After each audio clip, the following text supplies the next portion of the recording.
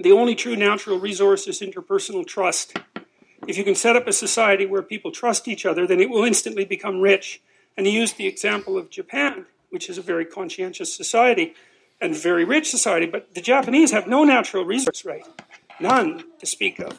And yet they're rich. And then you have countries like the Soviet Russia and much of South America where there's just natural resources that, they're just like Venezuela. It's just more natural resources than you know what to do with. And the places are absolute catastrophes of cynicism and corruption. And so he attempted to document the relationship between default interpersonal trust among citizens within countries and their productivity and their GDP and their standard of living, and found a very, very tight relationship. And I like that a lot, and I've got a story about that quickly that I think is very interesting. I'll tell you two stories, one sort of generic. Well, I'll tell you one personal first. So one day, I lent my car to one of my graduate students, and he took it to Montreal. It was this old Cadillac. And it was a really bad rainstorm in Montreal, and he was in one of the highways that are like set into the ground, and there was like 6 inches of water, and he was turning a corner, hit the brakes, and skidded on the water and smacked it into the wall and on the corner of the bumper, And so then he brought it back, and he was very apologetic about it. And his name was Matt Shane. I'll tell you that because Matt might hear this, and I could shame him a bit for doing this 20 years ago, And he's a professor at the Ontario Institute of Technology, I think now, and quite a successful one. But anyways, he brought the car back, and I went and got it evaluated for damages. It was like $1,700 or something to repair it, or maybe more. But it was almost as much as the car was worth. And I thought, well, I'm not going to do that. So I went online and I typed in the part, and if you do that, you can get people to bid on sending you a used part from all over North America. So that's kind of cool. So there's all these junk dealers have got together, and they have this network of communication. So you put in the car part, and then they send you a bid. And so this guy said, well, I'll send you the bumper assembly, which is the whole bumper and the lights, for like $250. And I thought, yeah, okay, you could do that. That'd be good. So then I said yes, and then he called me up. About half an hour later, this guy from way down south, he had a really deep sort of Mississippi accent, and he said, wait a sec, was that for the bumper or the bumper assembly? And I said, well, it was for the bumper assembly. He said, oh, I thought it was for the bumper. And then he said, but that's okay, I'll send it to you anyways. I thought, oh, that's pretty good. So I said, well, thank you, and then I hung up, and then half an hour later, he called me up again, and he said, look, I just went out and looked at that bumper assembly, and there's a plastic trim piece on the side, and it has a scratch in it, and I thought I better tell you that just in case you didn't want it. And I thought, wow, that's so amazing. It's like, there's a miracle, man. It's like this guy, he's somewhere in Mississippi. I'm never going to see him again, ever. I'm never going to have any contact.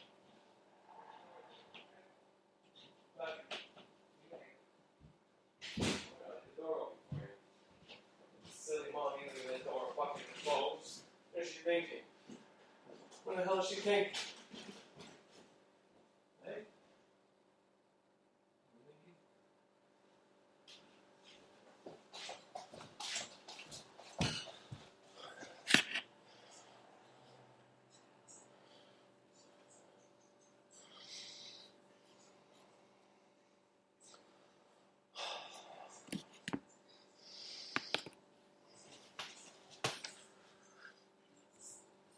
Half an hour later, he called me up again, and he said, look, I just went out and looked at that bumper assembly, and there's a plastic trim piece on the side, and it has a scratch in it, and I thought I better tell you that just in case you didn't want it. And I thought, wow, that's so amazing. It's like, there's a miracle, man. It's like this guy, he's somewhere in Mississippi. I'm never going to see him again, ever. I'm never going to have any contact with him. Like, he made a bad deal, right? Because the part was worth more than he decided to sell it to me for, but he stuck with this deal. And then he went over and above the call of duty. He said, well, this part that I'm selling to you for way less than it's worth is damaged. So I thought I better tell you. It's like, man, you got to recognize a miracle when you see one. That was a miracle. So I said, hey, look, thanks for calling, man. It's okay. I can handle the scratch. Send the part. And he did. And I got the car fixed and forgave Matt. And, it had a happy ending. So that's trust, right? Because I didn't know him from Adam, and he's a primate full of snakes just like the rest of us.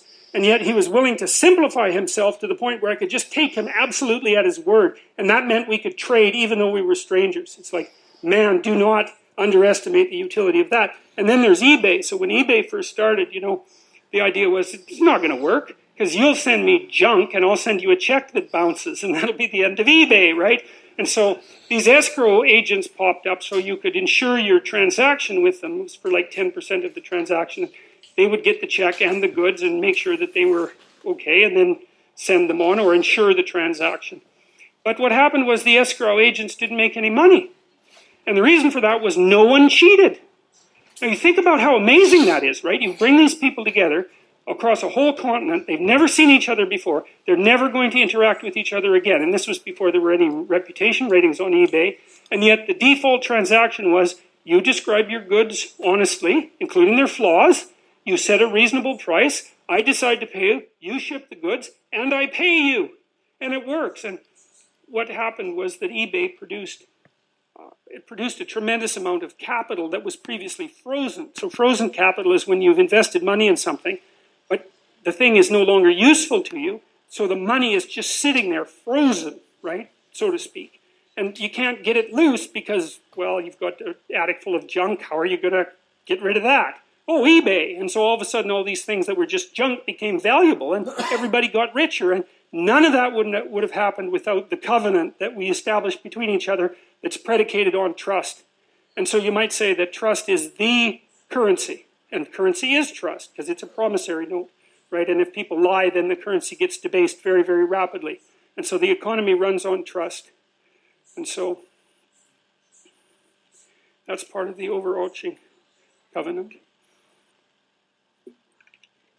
So Abraham makes this covenant with God and he decides that he's going to aim high and live a good life and tell the truth. And that puts this boundary around him. It's like a walled garden. It's like a walled garden. And inside there's all sorts of things that are happening that are complex and difficult. But outside there's a boundary. And the boundary is, well, maybe things won't. It's like God says after the flood. He says, I'll never send a flood again. That's part of the story. And so there's an intimation there that no matter how bad things get, they won't get so bad that they'll be catastrophic. But there's a coda to that, which is that you have to maintain the covenant. And we don't know what that means, you know. Because, you know, you think it's pretty obvious that if you treat people well, if you really think about it, and you're not being naively optimistic and like, you know, a nice, good person with all the weakness that intimates. If you're being hard-nosed and sensible, you understand that if you treat people, if you trust people, that's an act of courage. If you're not naive, right? If you're naive, it's an act of stupidity. Because you might get bit, and you probably will. And if you're naive and you get bit, you will suffer for it. It'll traumatize you. But if you're not naive and you know you can get bit, then you might ask, well, what should you do with people? And the answer is you should trust them. And not because you're naive, and not because they couldn't betray you, and not because you don't know that they could betray you, but because if you hold out your hand in trust, then you're inviting the best part of that person to step forward, and that won't happen unless you take that initial step, and that's courage, not naivety. And so to trust someone once your eyes are open, that's an act of courage, and that opens up the world. You know, and you might say, okay,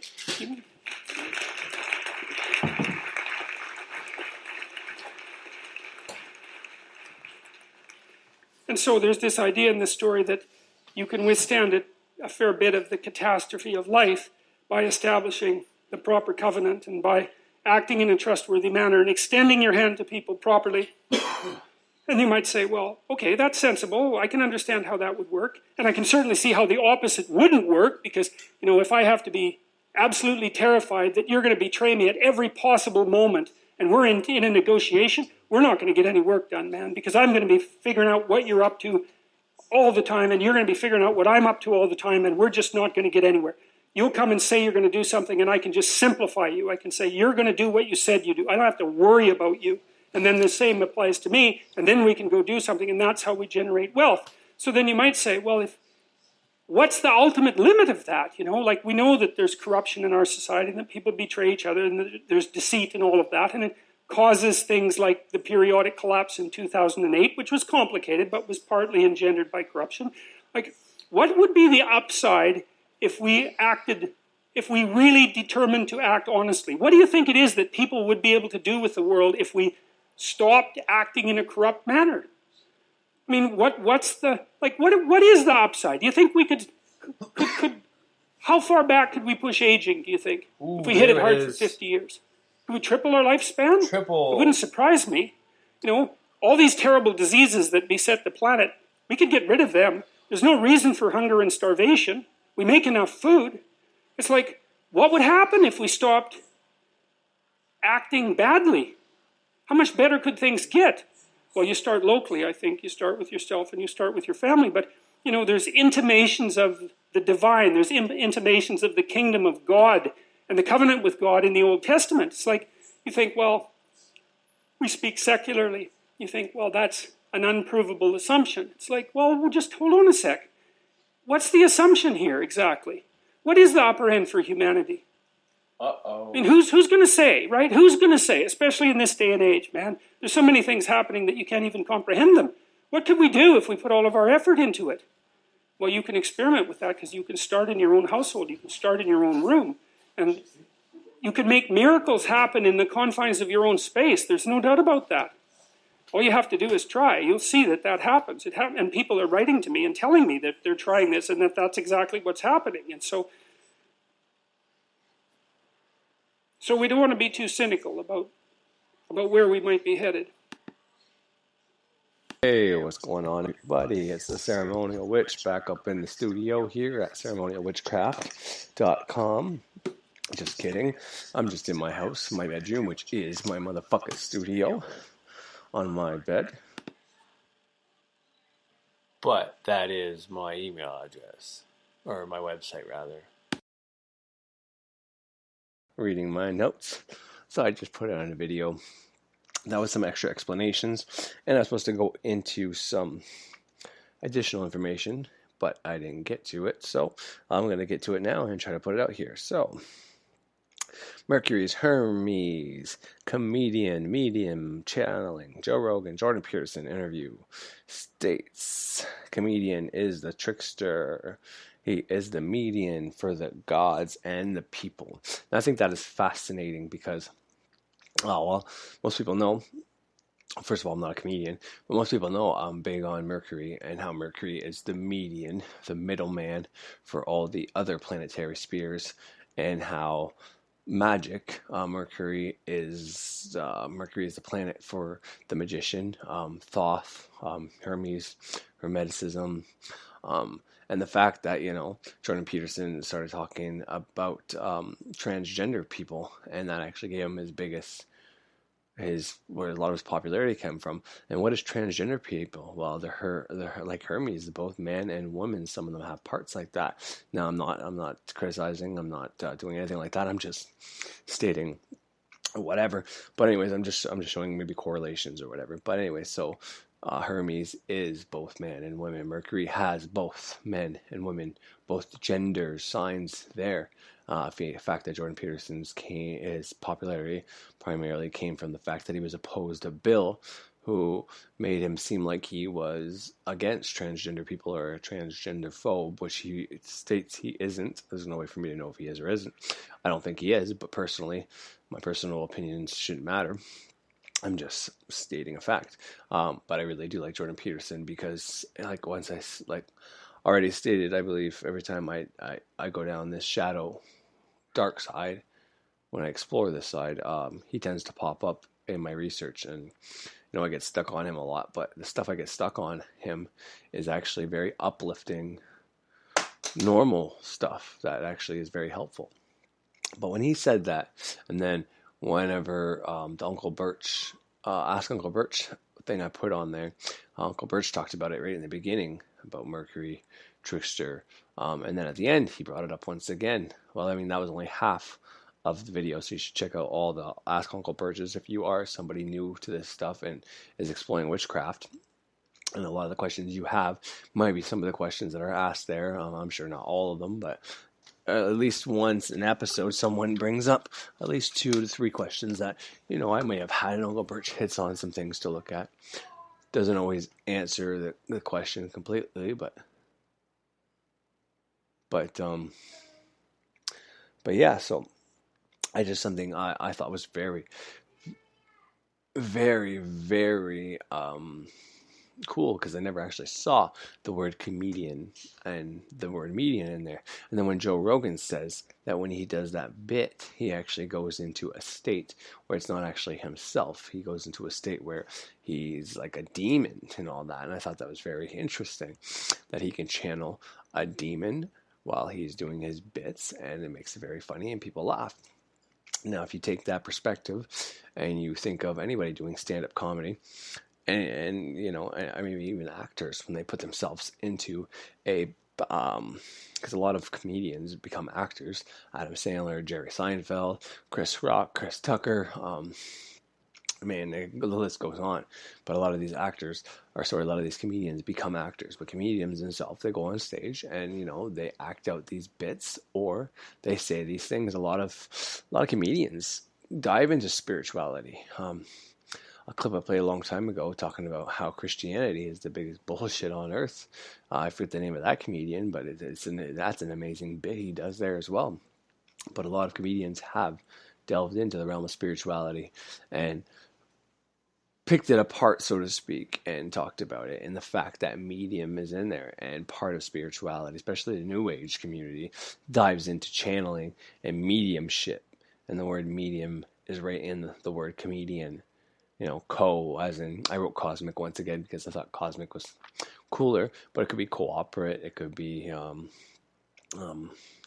forget all the co's I came up with. I wrote them all down, and I don't have my sheet with me right now, but there's many things you can add to that would probably make more sense than cosmic median. But still, nonetheless, the median part, the fact that they channel something else comes through them whenever like attracts like. They want to put on a show, and they get into this mind state, and they accept and allow these thoughts to come through them. And if they are somebody well liked and do things well and grateful and gratitude, I'm sure that can definitely aid and help their career. So that's something to look into if you are a comedian. If you want to become well liked and do popular stuff on stage, whenever I take out this information, I write down, like I've already stated this before, I write down a specific idea I want to talk about, and then I enter that state of mind.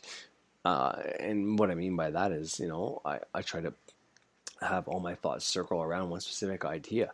And if nothing comes to me, I have to let it go. Kind of like I did in that first part when I was speaking today, and I couldn't think of the word chia seeds. So I just let it go. My mind was trying to find the word, and I couldn't find it consciously. Once I let it go and I just started talking about the things I could remember about chia seeds, then the word finally came to me that it was chia seeds that I was trying to remember of. How they have probiotics in there. They have I forget a lot. It's terrible. But anyways, there's so many good things about those seeds. But anyways, once I started naming all those good things about the seeds, it came to me. That's basically how the whole channeling process works. So when you listen to someone like Cryon, who's live in front of a lot of people too, I wouldn't say millions, but he's definitely had stages of like some 20,000 people or more before that he played in Montreal at the Olympic Stadium. I say played because I don't know what else to put it. It's entertainment, but he lectured, I guess, in Montreal at the Olympic Stadium. He was there like not long before I was there watching a baseball game between the Toronto Blue Jays, one of their preseason games. They play in Montreal at the old Olympic Stadium, and it was amazing. But Cryon was there like a couple of weeks prior to that, and I'm like, man, that's when I first got into Cryon. This was like 2 years ago now, but and he talks about it very often. You have to go into his old episodes. I think that's why it's been so hard for me to find, because 2 years ago is maybe it was a year ago when I heard this message. So I'm trying to look through the 2017 stuff and 2018 stuff primarily, but all the 2019 stuff keeps coming out. So when I try to find that video, it's very tough for me to find it. But I think it's very fascinating how Joe Rogan talked about what he gets into when he was doing that bit about the Kardashians and how Jordan Peterson says he has to be a monster to realize that. And just that fact alone, that to channel something evil inside of you and let it out as words, knowing you're going to harm somebody, but you don't actually want to harm somebody. Now that line could be that line's a little vague there, because he's saying words and people are going to laugh at him. People are going to make fun of the Kardashians for years to come over the words that he says. So is he being a maleficent person by doing that? That's debatable, because but he's not actually acting on that or getting anybody to do anything bad to them. He's just stating, maybe I didn't see the skit, so I can't really comment on it, to be honest, but whatever he did in there wasn't particularly nice. Jordan Peterson thought it was funny, as did Joe Rogan, and now he no longer does that bit where he channels that quote-unquote demon. But the point is, comedians get into a different altered state, and they get information that way, and they start acting like somebody else, and it either becomes popular or it doesn't. And to say that that's theirs, I mean, a lot of comedians work on their own stuff. Jerry Seinfeld's one of the only comedians, I think, that doesn't use any swearing in his stand-up comedy or any comedy period, and he's absolutely hilarious. He's always been absolutely hilarious, so which is pretty cool. But is he channeling other beings around him, other thought forms around him? I don't know, because he works on his stuff pretty meticulously. But it doesn't mean that that's not other thoughts flowing through his head when he does that. But overall, I just thought it was a very fascinating theme when I heard both Birch, Joe Rogan, Peterson all be talking about Mercury, the trickster, and this whole channeling, tapping in. The whole thing just was a very, very, three different people saying the same thing on two different platforms that aren't even connected whatsoever, all via YouTube, mind you. But I thought it was very coincidental. But when I don't believe in coincidence, I know it means something. Now, just to shift gears for one moment, everybody knows who's listening to this that I recently started working again. Now, this Friday, I was sitting there doing my job, and I was having a conversation with the person who, he wasn't really training me at this point, but he was one of the ones training me, and has told my superiors that I picked up everything very fast, that I'm ready, and they've already offered to not promote me monetary wise, but give me more responsibility without any additional funds. But that's how the progression of this job works. And then eventually you get more monetary funds. But I was ready for a different room, so to speak, in this process, which is a more high-risk room, more protection, more blah, blah, blah, blah, blah. And there's going to be some drawbacks from maybe some of the other employees that have been there way longer than me, being that I've only worked there 2 weeks and I'm already getting introduced into this room. But prior to all that, we were sitting down, we were having a conversation about Hertz. And this guy, according to him, went to university for technical engineer, kind of to work with music. I forget the term he used, but it was basically to be the music crew, sound guy, whatever, for bands and stuff like that. Or that's the way he was going to use it. But he was very good with music and restoring old audio equipment. That was his passion and all that. We were talking about Hertz, and I got into how I use Hertz for my kids' water, and how I know about 432 was the norm for music until around the 1940s or maybe 1950s, and then they blame it on Hitler changing, using 440 Hertz for everything being the norm. Yeah, we're still using that to this day for music, and even people like my boy's grandfather, who is a musician himself, uses 440, but he remembers a time when they used 432, and he doesn't know why they changed it to 440, but now everything is done at 440, and he's a musician, he just goes along with it. No one told him he has to. He can stay at 432, but they tune everything to 440 now because that's the new norm, which I thought was very strange as well. But anyways, and just as we were talking about that, because he was telling me a whole lot of information about music, sound waves and stuff that I couldn't understand. I was understanding, but I never knew about how the radio frequencies the radio frequencies and the music, how it's done today is a lot. Max Egan talked about something similar in one of the video clips I may or may not have played for you guys, how his father couldn't even watch TV or listen to the radio whenever he was alive, after they changed it from analog to digital, because it sounded too, I think the term was like glassy or something to that effect. And the way he was explaining it was there's a lot of different sound waves that aren't there or we cannot hear. But just because we can't hear doesn't mean they're not there. And what it does is actually carries the sound further whenever music is being played. Now what digital does, or the new systems do, is they take all those frequencies out and they only use the ones that can be heard.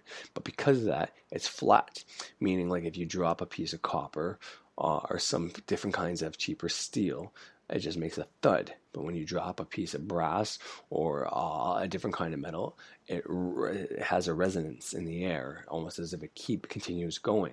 And that's the difference between the music. And I thought that was very interesting.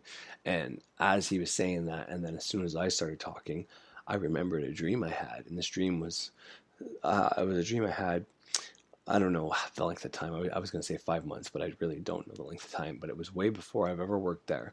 And I was having a dream that I was working a job. And I was in a room, and that's all I can remember. And I was speaking to a man about hurts.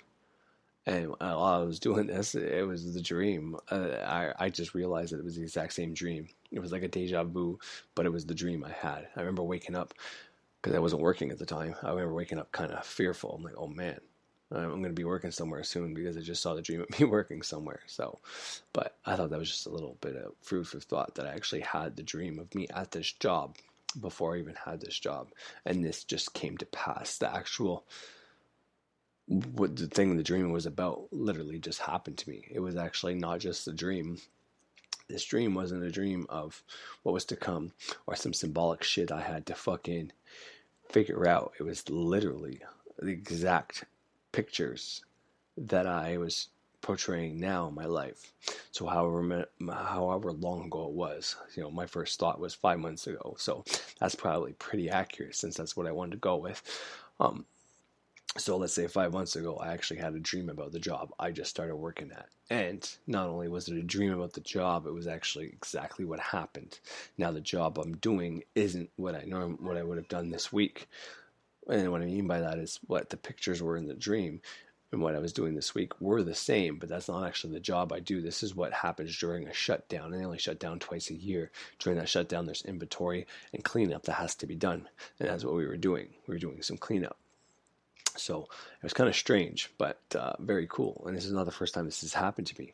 And I don't know if anybody out there, but if you keep a dream journal, you can check on this. Because what I did was I went through my dream journal and I found the exact dream that I was talking about. Because I had the deja vu and I wasn't quite sure that, I'm having deja vu, and I'm pretty sure this is the dream I had, but I didn't know. But when I went back on my dream journal and I read exactly what I just told you, the 440, 432 hertz conversation, and then the conversation about musical tones that we can't hear, we can't see, but are there. And I thought that might have been significant. And to me, it told me that what I was doing with the sound baths and all that with my kids, listening to hertz at night, was important. And around that time is when I really started putting the music into the water magic, when I told everybody that whatever water you're using for water magic, to have it at the same hertz and frequencies that your body is on, so you can match that water together so it's similar, then it will work better for you. So that was around the time that I was doing that. So it might not have been quite 5 months ago, but actually, anyways. So I thought that was pretty interesting that happened. But along that same day, when I was in the car, I was recording some of the stuff I put on here today for you guys. I was recording the episode I just put out today, which is Sunday, whatever. But I recorded this Friday, I recorded this Thursday, I recorded this Wednesday, all those days. And then a little bit yesterday, I want to say as well. I've been adding to it every day, but not getting to the point I wanted to get at still. I still don't think I hit the point I wanted to get at. I know there's something more I need to say, but maybe I'm not ready to say it, or maybe I don't even know what I want to say yet, but I know it will come. And as it comes, I will tell you. And I know that's kind of fucked up and hard to understand, but when it comes, you'll be the first to know. But while I was doing that, I came to the realization in my car that magic, all these magical systems we do, psychology, all these new age things, and all the old spiritualities, all the things we're studying over and over again, none of it is exactly a spirituality that you need to do. None of it's like 100% the way. None of it is, I say magic and witchcraft works. That was the basis of all my first videos, that this shit works. Everybody should be doing this, change your life. And I still believe that, but I don't believe this is the only thing you can do to make changes in your life, to do the transformation process. It's not like you have to follow the ceremonial witchcraft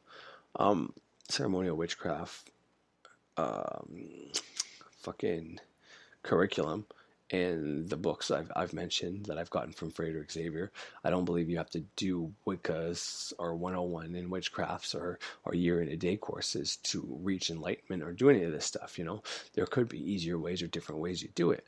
You could simply do new age things if you do it in a rightful process and use protections and shit like that.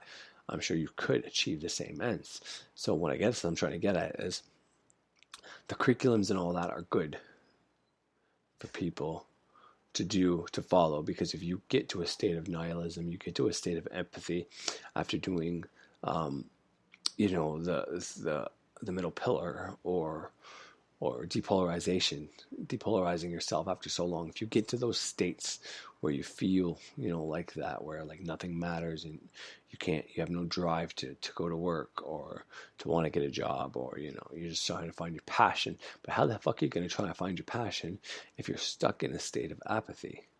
If you're so apathetic and just pathetic, I guess mainly, and just so nothing matters. If your passion came up to you, you wouldn't even know it. If it did, you wouldn't even be able to recognize it.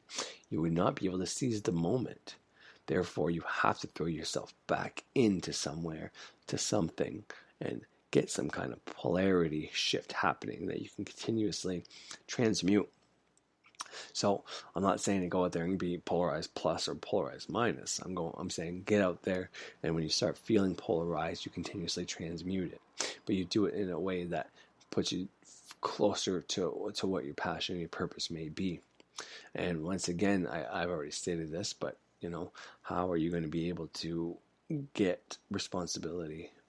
And because ultimately, when you find your passion and purpose, there's going to be some responsibility tied to that. With great wisdom comes great responsibility. With great power comes great responsibility. That old Spider-Man line, and that's true. So if you're in a state where you're too stuck in your head and you think everything is fake and nothing works and everything is broken, well, how are you going to find what you're truly looking for if you're stuck in that state?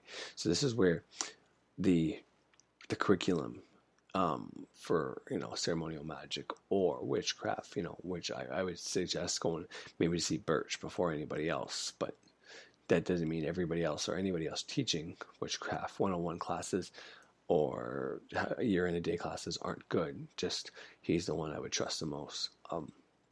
But by having somebody with specific guidelines who's done this shit for years, who's been through the stages that were down and the stages that were up, would be beneficial to you. Because if not, this is what can happen. If you think you can do it all by yourself, like I thought I could, this was going to happen because I follow a curriculum. But even during that curriculum, I would stop the curriculum and start doing my own thing, thinking I could figure this out on my own.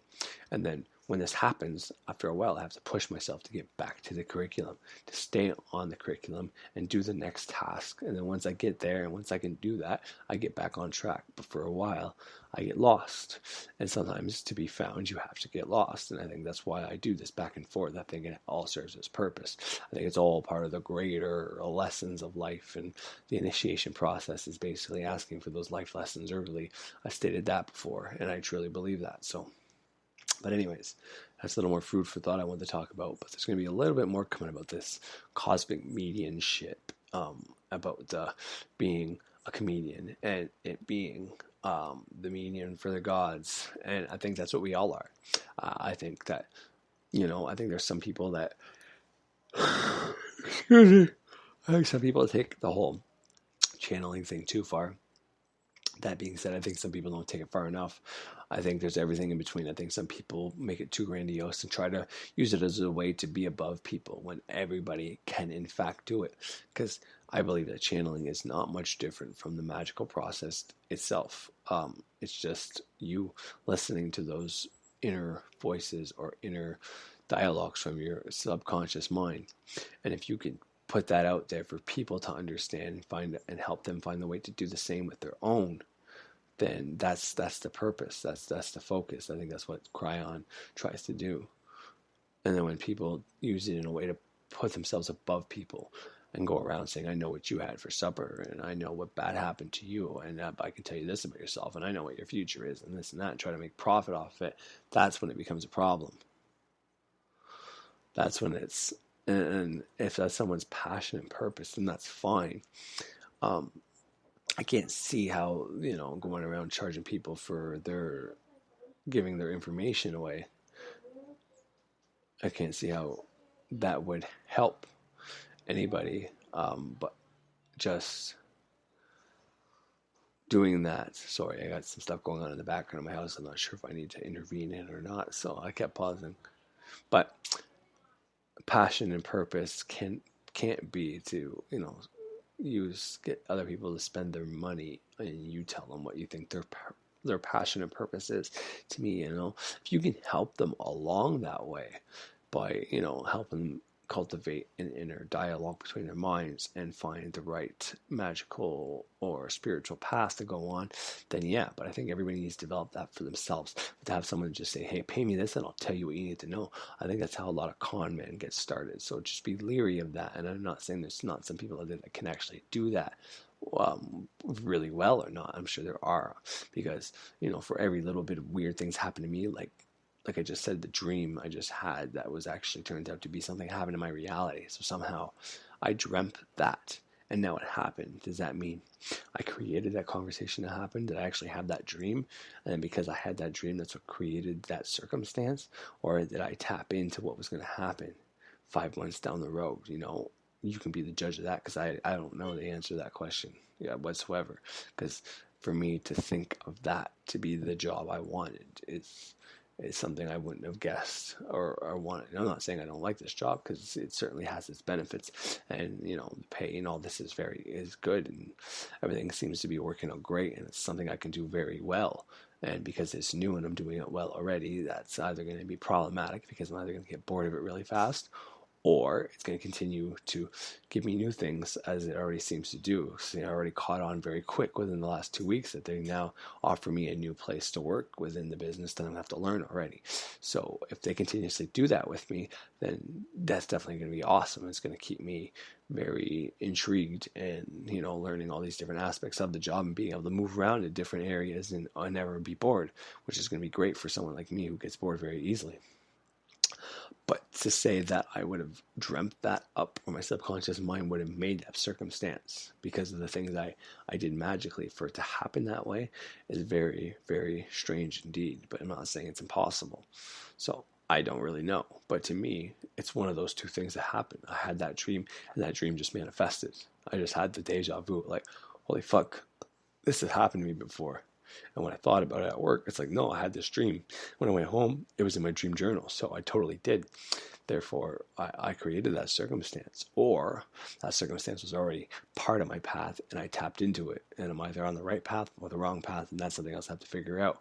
But once again, paying attention to your dreams, very, very important. Carl Jung teaches that. Awesome. That's one of the reasons I listen to Jordan Peterson. If it was all about the stuff he talks about and it was just psychology, I would listen to some videos, but I would have dropped it by now. But because I think Carl Jung is somebody who is a spiritual person.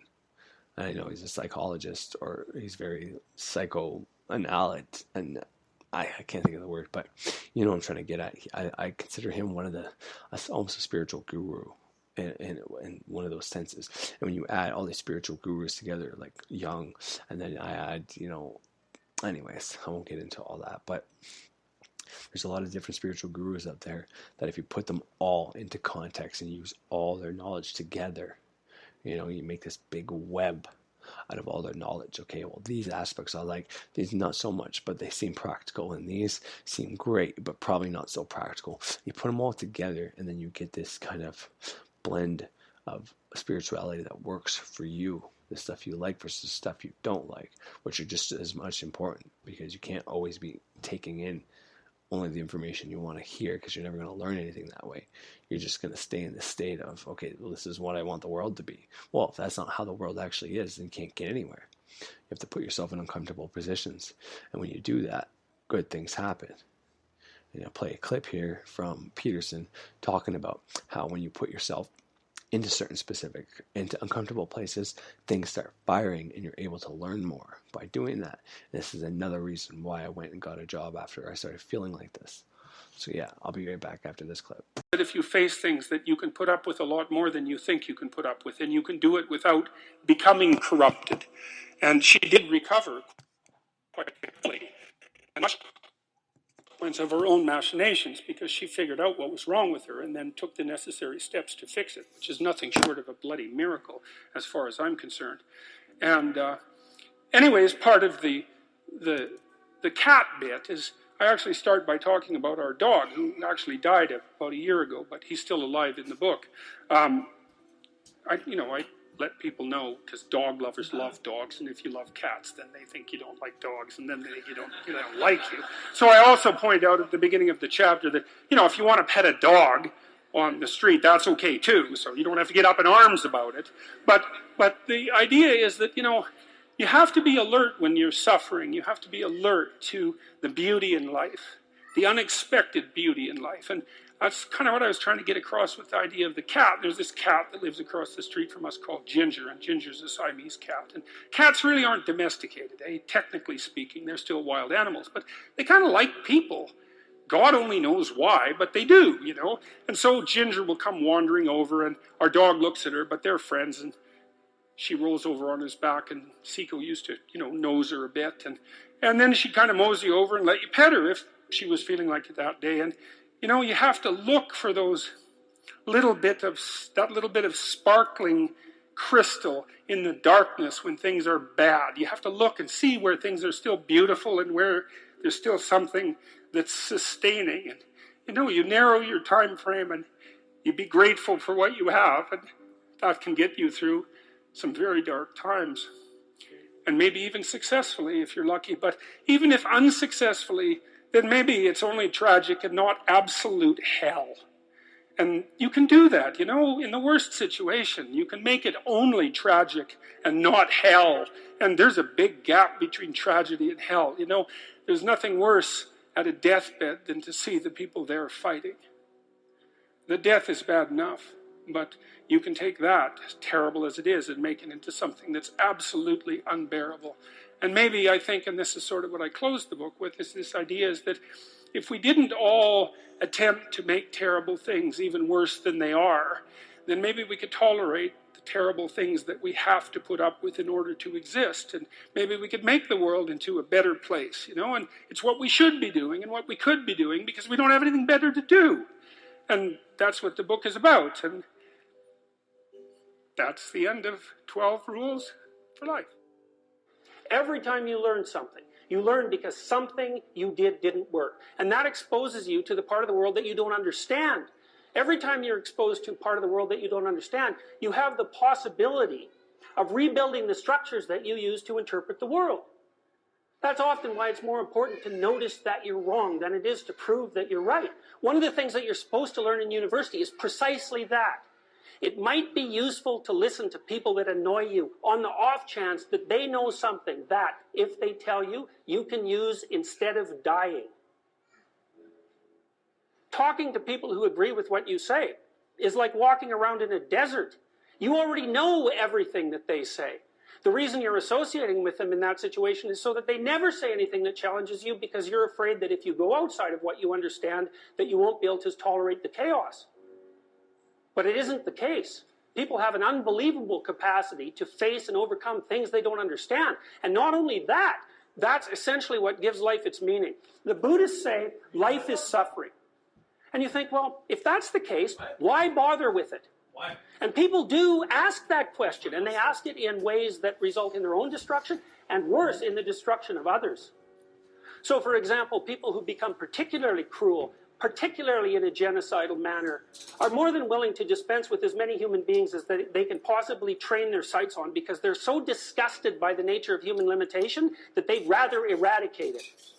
And lots of people become suicidal because they can't bear the conditions of their own existence. And suffering is real, and it's inescapable. So the question is, what do you do about it?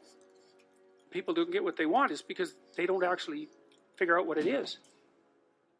And the probability that you're going to get what would be good for you, let's say, which would even be better than what you want, right? Because, you might be wrong about what you want, easily. But maybe you could get what would really be good for you. Well, why don't you? Well, because you don't try. You don't think, okay, here's what I would like if I could have it. And I don't mean in a way that you manipulate the world to force it to deliver you goods for status or something like that. That isn't what I mean. I mean something like, imagine that you were taking care of yourself like you were someone you actually cared for. And then you thought, okay, I'm caring for this person. I would like things to go as well for them as possible. What would their life have to be like in order for that to be the case? Well, people don't do that. They don't sit down and think, all right, let's figure it out. You've got a life. It's hard, obviously. It's like 3 years from now, you can have what you need. You got to be careful about it. You can't have everything. You can have what would be good for you, but you have to figure out what it is, and then you have to aim at it. Well, my experience with people has been if they figure out what it is that would be good for them, and then they aim at it, then they get it. And it's strange because it's a strange thing. It's not quite that simple because, you may formulate an idea about what would be good for you, and then you take 10 steps towards that, and you find out that your formulation was a bit off, and so you have to reformulate your... And the answer is that that will occur as certain as possible. And that's a sacrificial idea, right? It's like, you don't get everything. Obviously. But maybe you can have what you need. And maybe all you have to do to get it is ask. But the asking isn't a whim or today's wish. It's like, you have to be deadly serious about it. You have to think, okay, like, I'm taking stock of myself. And if I was going to live properly in the world, and I was going to set myself up such that being would justify itself in my estimation, and I don't mean as a harsh judge, exactly what is it that I would aim at? Sit on your bed one day and ask yourself, what remarkably stupid things am I doing on a regular basis to absolutely screw up my life?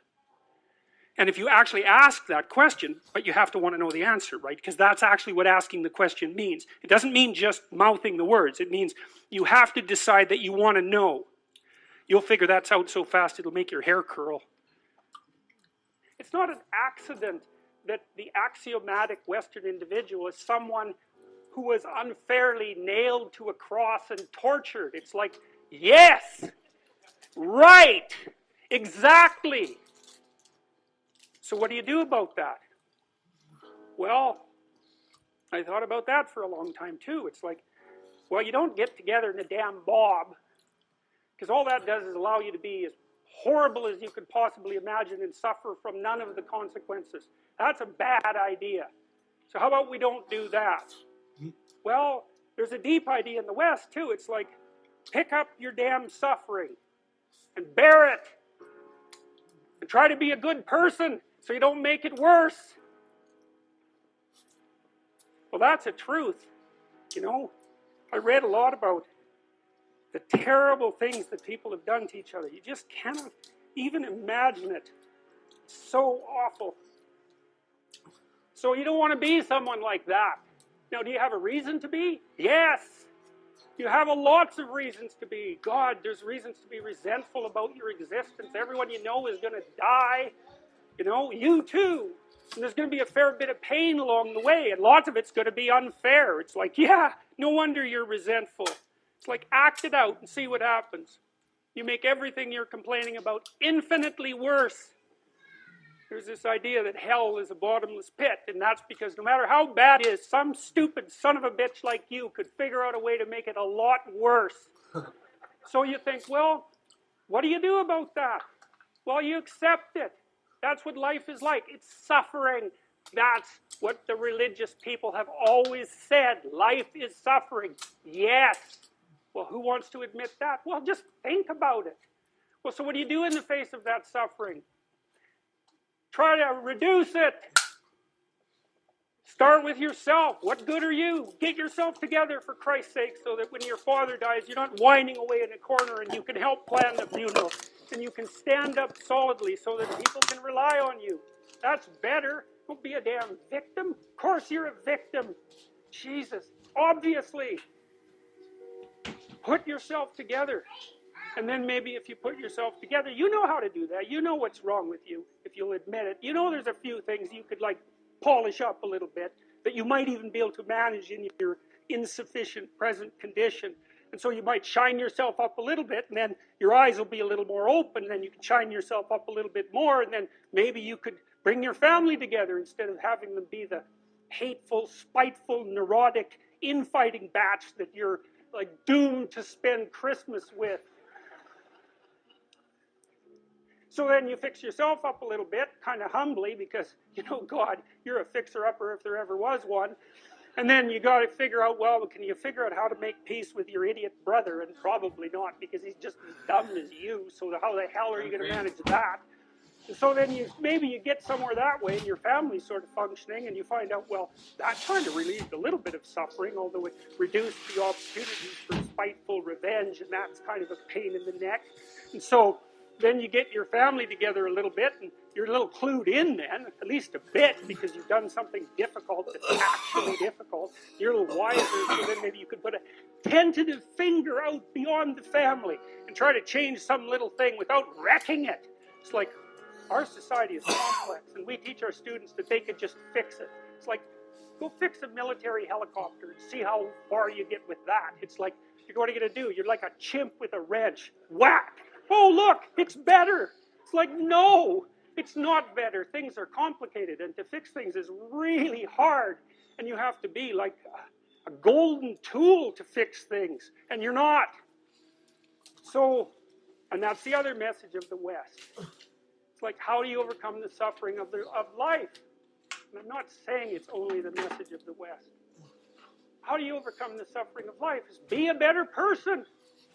That's how you do it. Well, that's hard. Take responsibility. And I think, you said to someone, you want to have a meaningful life? Everything you do matters. That's the definition of a meaningful life. But everything you do matters. You're going to have to carry that with you.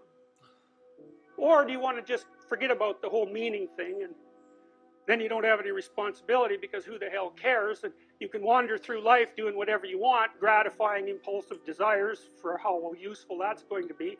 And you're stuck in meaninglessness, but you don't have any responsibility. Which one do you want?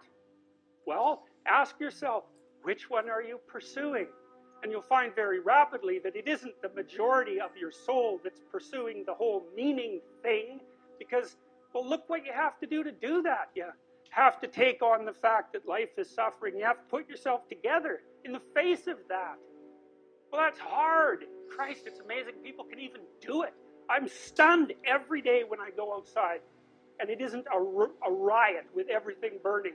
Because really, God, you talk to people, it's like, I knew this guy, he'd been in a motorcycle accident, and it really ruined him, and he was like a linesman, working on the power, and he was working with someone who had Parkinson's disease, and they had complementary inadequacies, and so two of them could do the job of one person, and so they're out there fixing power lines in the freezing cold, despite the fact that one was 3/4 wrecked with a motorcycle accident, and the other one had Parkinson's. It's like, that's how our civilization works. It's like, there's all these ruined people out there, they've got problems like you can't believe.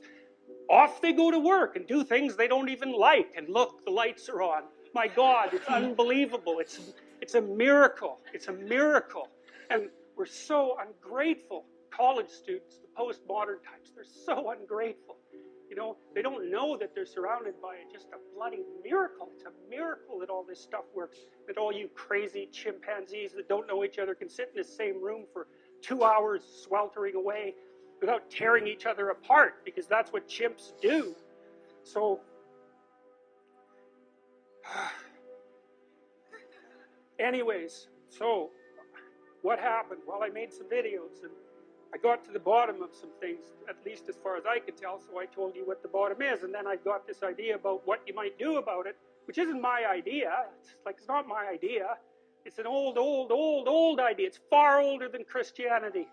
It's old. It's the oldest story of mankind. Get yourself together. Transcend your suffering. See if you can be some kind of hero. Make the suffering in the world less. Well, that's the way forward, as far as I can tell, if there is any way forward. Final rule. It's called pet a cat when you encounter one on the street. And it's the most personal chapter in the book. It's a lot about my daughter. And my daughter was very ill when she was a kid, but particularly when she was a teenager. She had a very terrible time of it.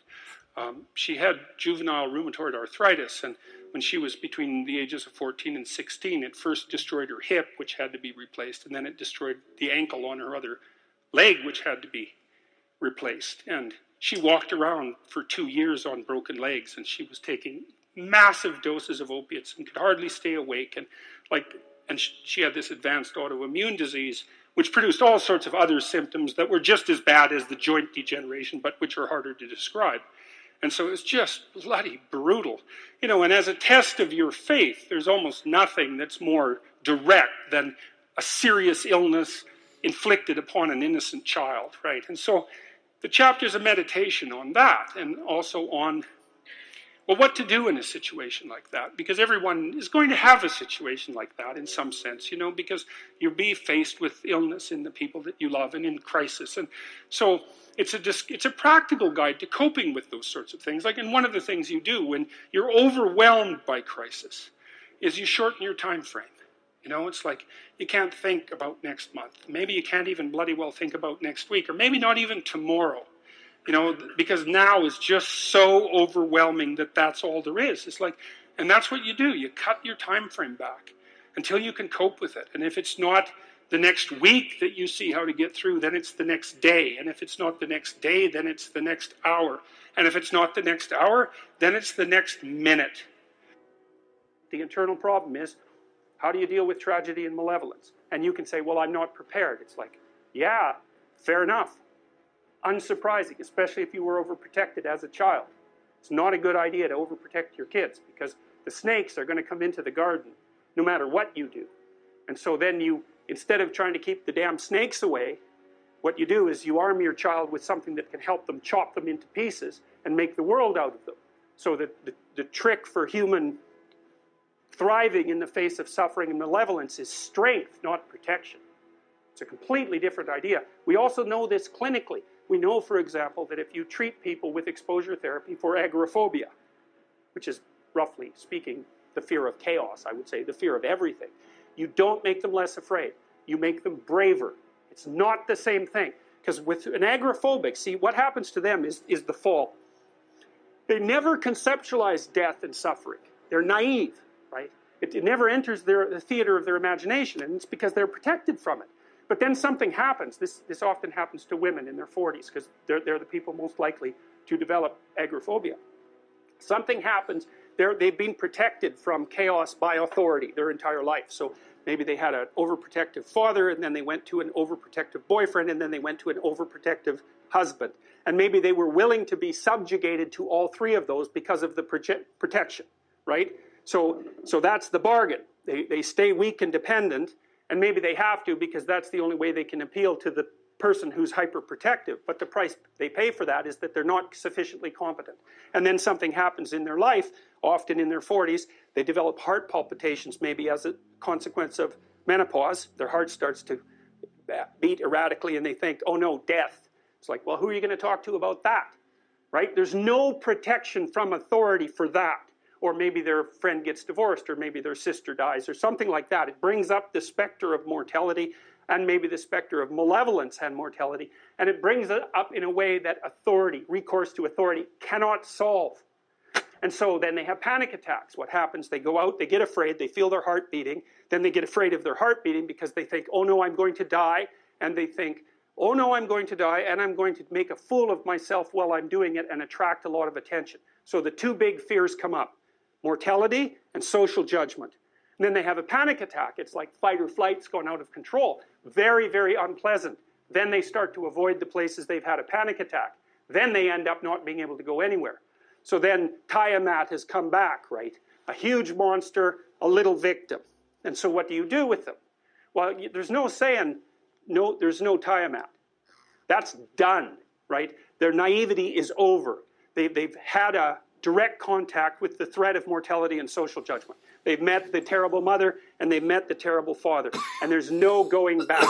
There's no saying, oh, the world is safe. It's not safe. Not at all. It's not safe. The fact that you think it's safe means that you were living in an unconscious bubble that was sort of provided to you by your culture. It's a gift. And now that's been shattered. And so now what do you do? Well, the answer is you retreat until you're in your house and there's nowhere you can go. You're the ultimate frozen rabbit, right? And your life is hell because you can't function. The alternative is, let's take apart the things you're afraid of. Let's expose you to them, carefully and programmatically. And then you'll learn that you're actually tougher than you think. You never knew that. And maybe you didn't want to take on the responsibility because, people play a role in their own demise, so to speak. When you had opportunity to go out and explore or withdraw because you were afraid, you chose to withdraw because you were afraid.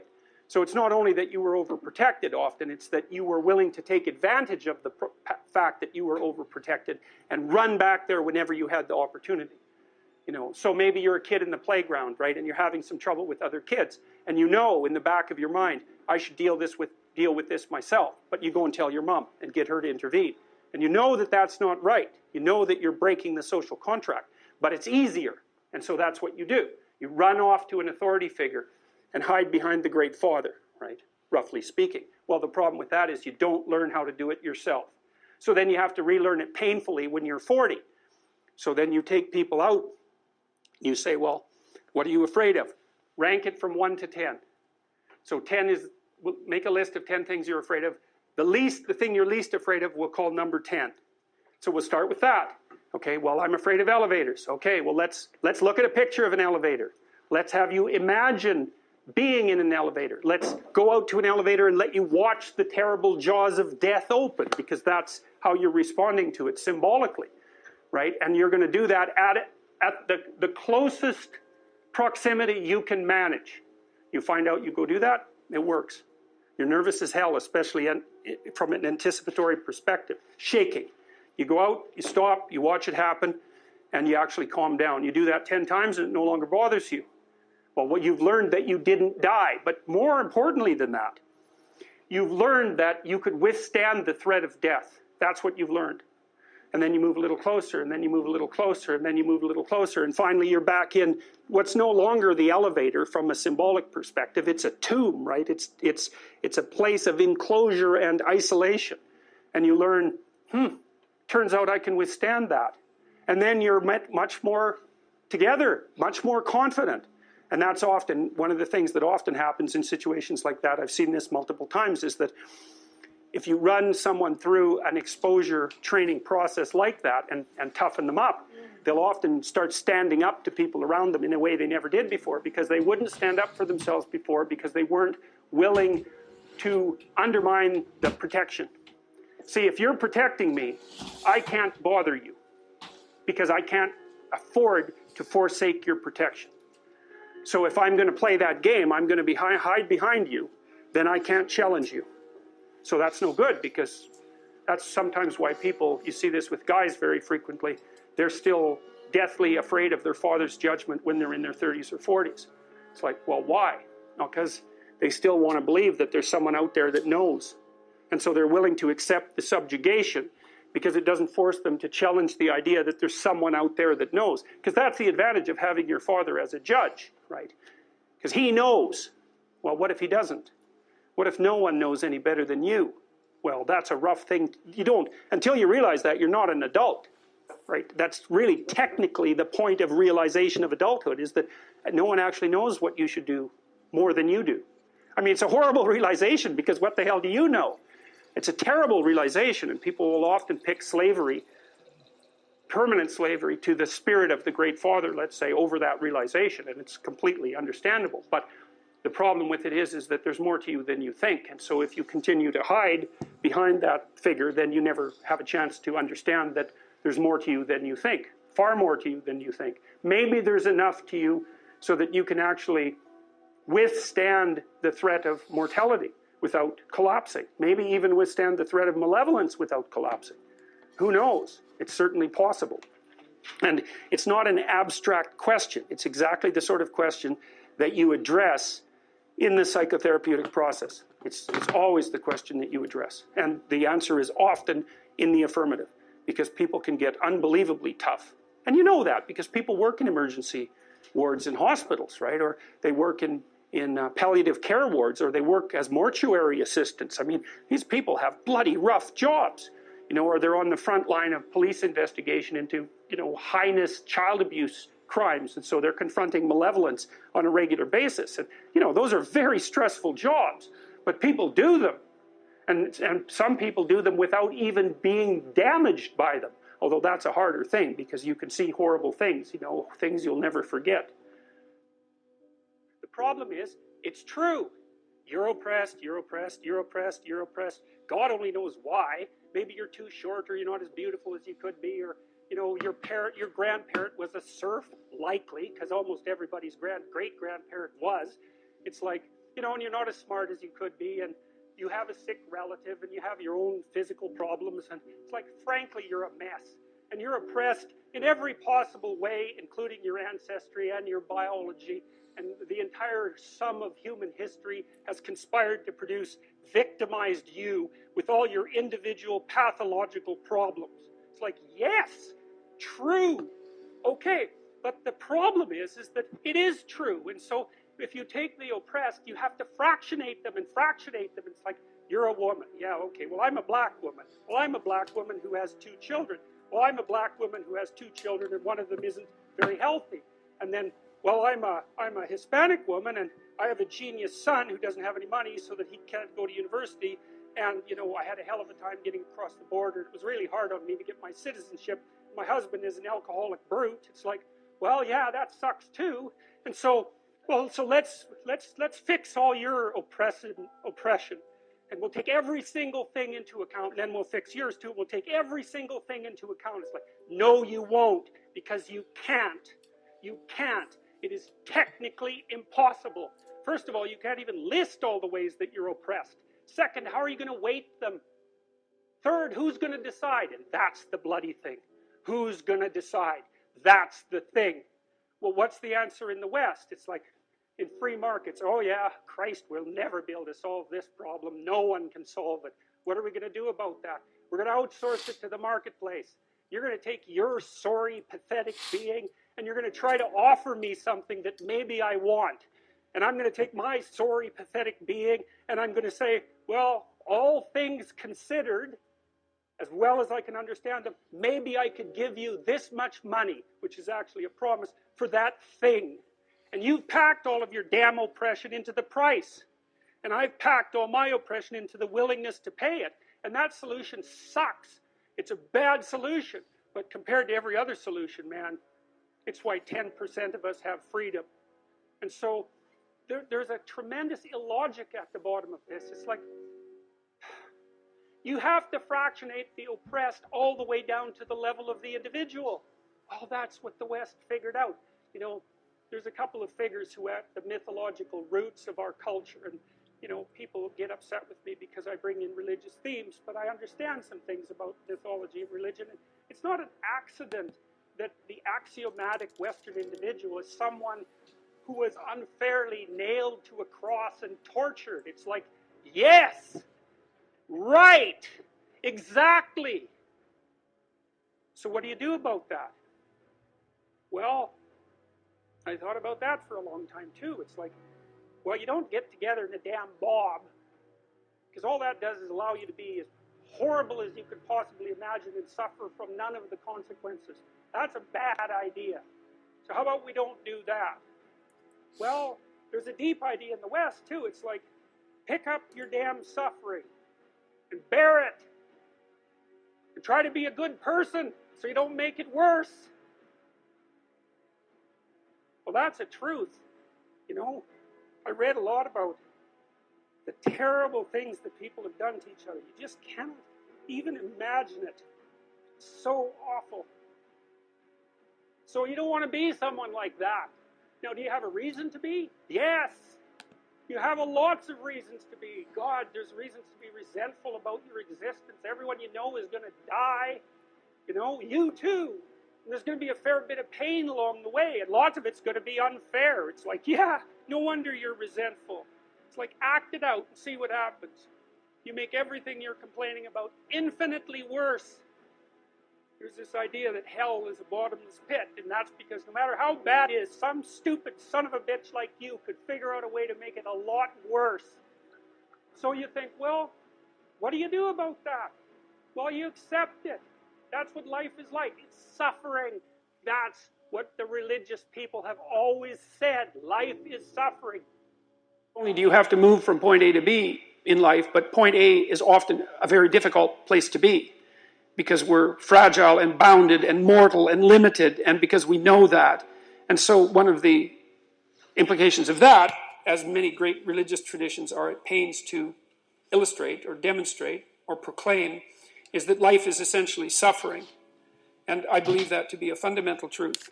But perhaps not the most fundamental truth, because I think the most fundamental truth is that despite the fact that life is suffering, people can transcend that. And partly the way they transcend that is by pursuing things of value. And so that if there is no value proposition at hand, then you have no meaning to justify the difficult conditions of your life. And that's brutally difficult for people. You know, Nietzsche said, he who has a why can bear any how. And you see, and I've certainly seen this as a clinical practitioner, that people who have no purpose in their life are embittered by the difficulties of their life. And they become first bitter, and then resentful, and then revengeful, and then cruel. And there's plenty of places to go past cruel. That's just where you start if you're really on a downhill.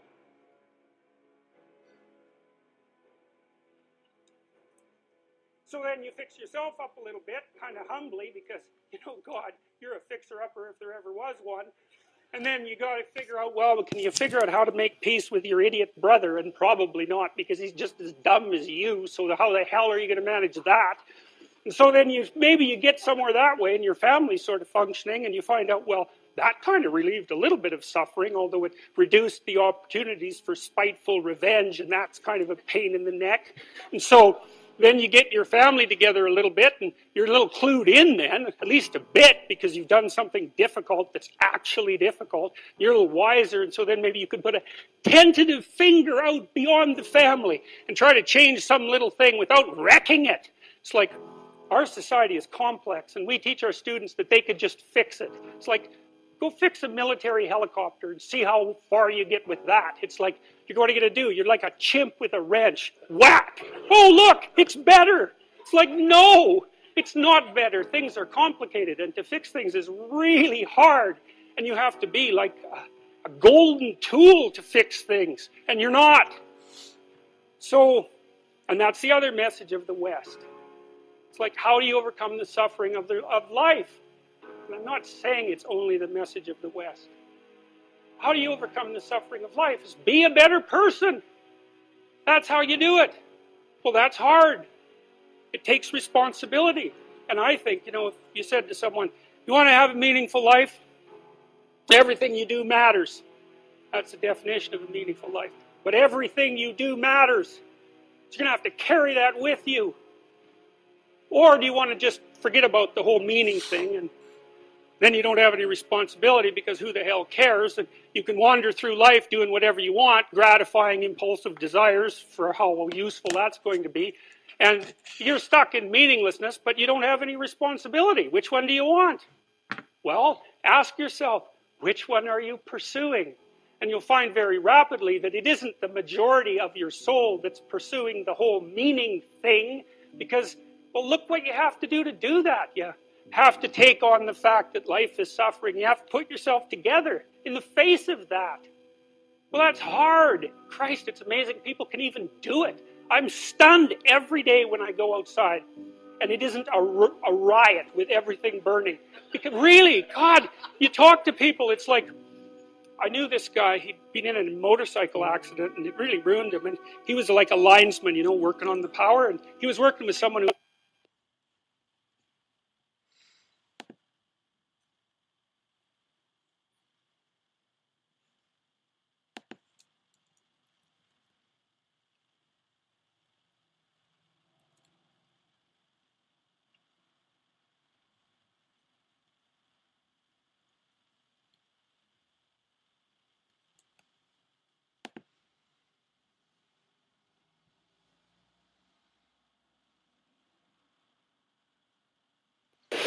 This was an idea born in the mountain.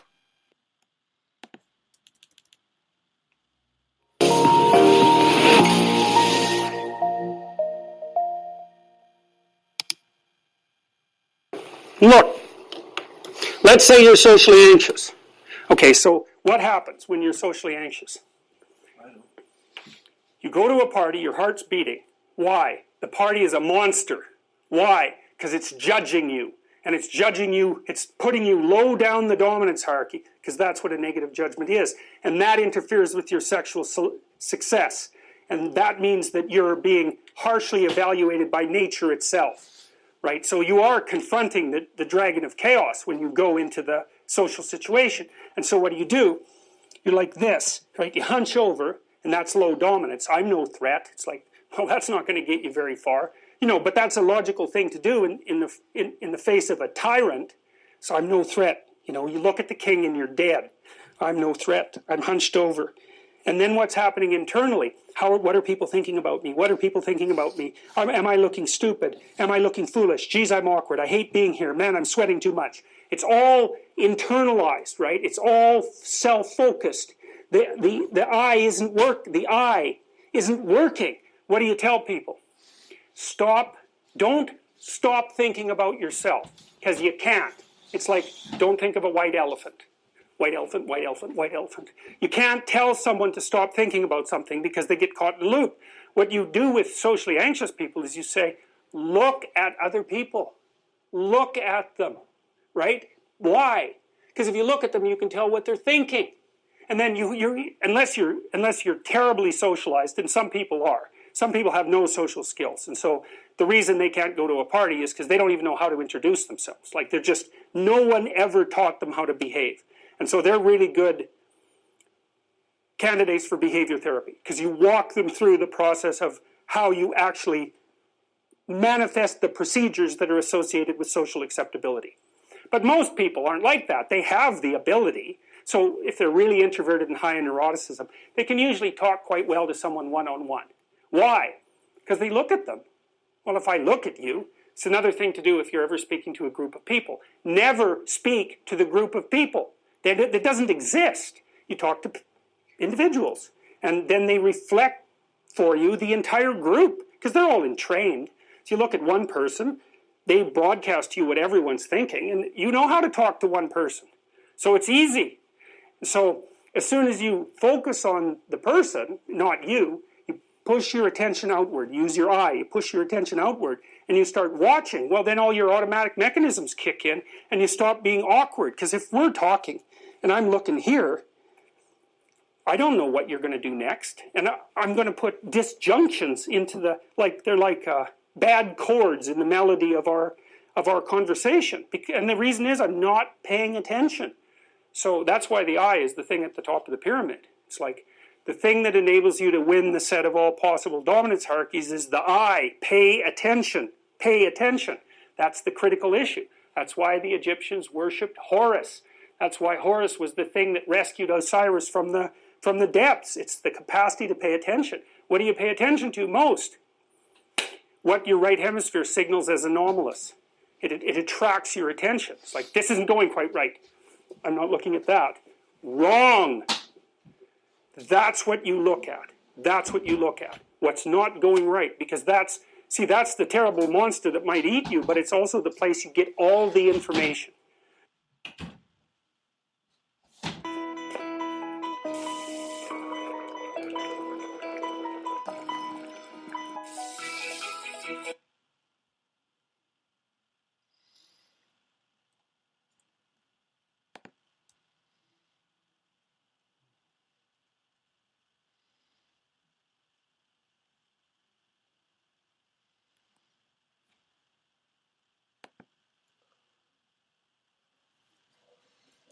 How are you always so consistently composed and confident?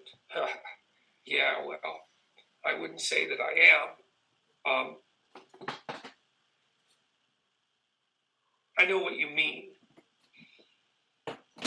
Well, look, I'm not that young. I'm just about 60 years old, and so I have a lot of experience behind me, and I've seen a lot of things, and I've learned to be detached, to some degree. That's one thing you learn as a clinician, is people are always talking to you about terrible things and difficulties in their life. And you can take that home and have it destroy you because you're constantly exposed to the troubles of existence. And they're real troubles, And I mean, it's not unique to clinicians. You see that with physicians and palliative care workers and people who work in morgues and emergency responders. And there's lots of people who face the very difficult aspects of life very frequently. You detach yourself from it to some degree, and I don't mean in a disinterested way. I mean in a way that is sort of allied with a longer term view.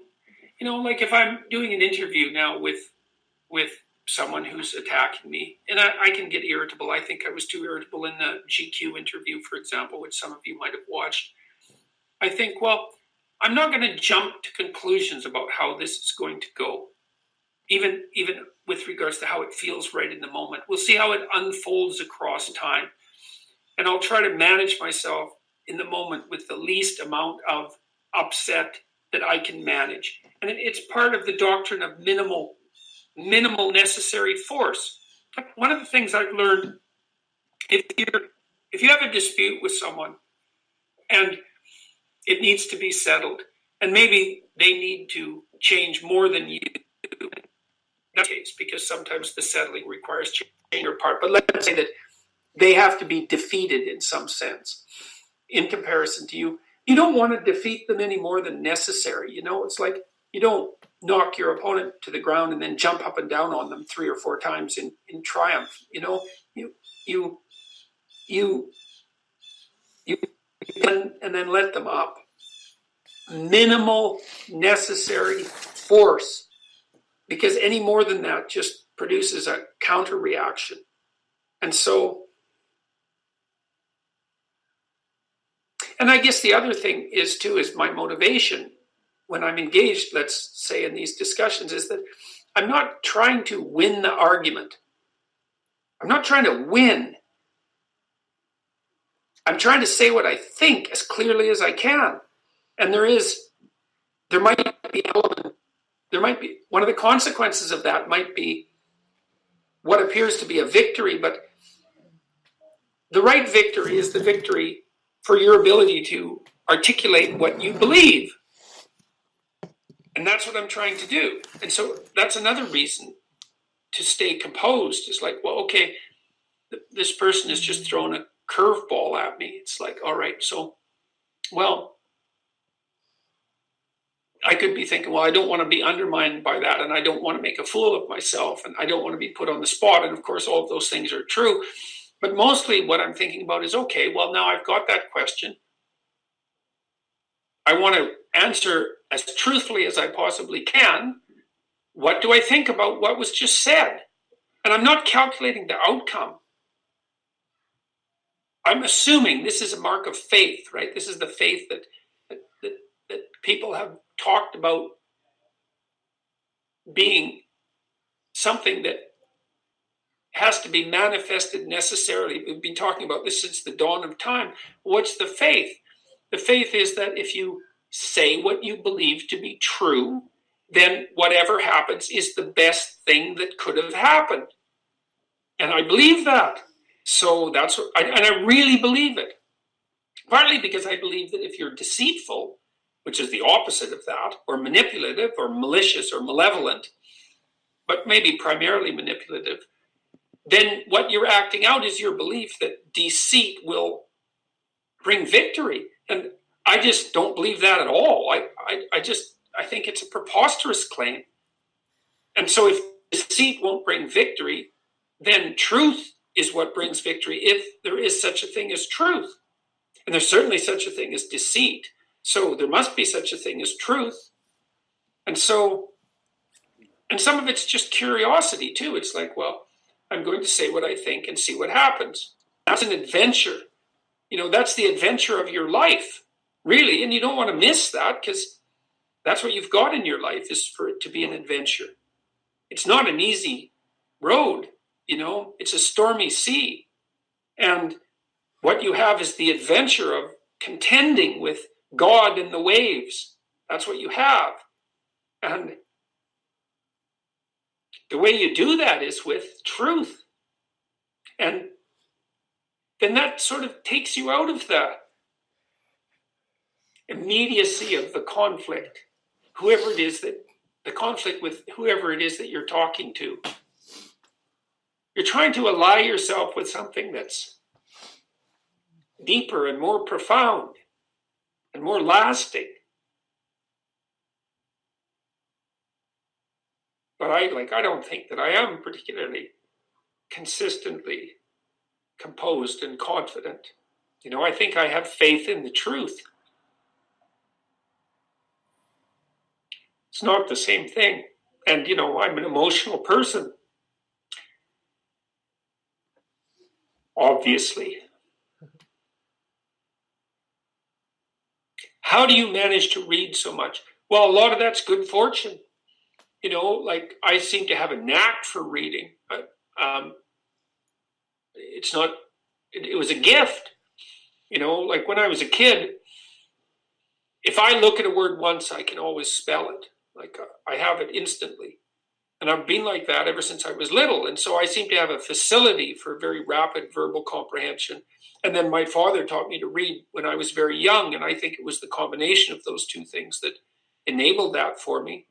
I had the natural proclivity, a verbal ability. My graduate supervisor, very smart guy, Robert Peel, guy I really liked, he had trouble with spelling. I don't know why exactly that is. People have different talents, and I had a talent for immediate recognition and memory of words, and I'm also very verbally fluent. Give me a sec here.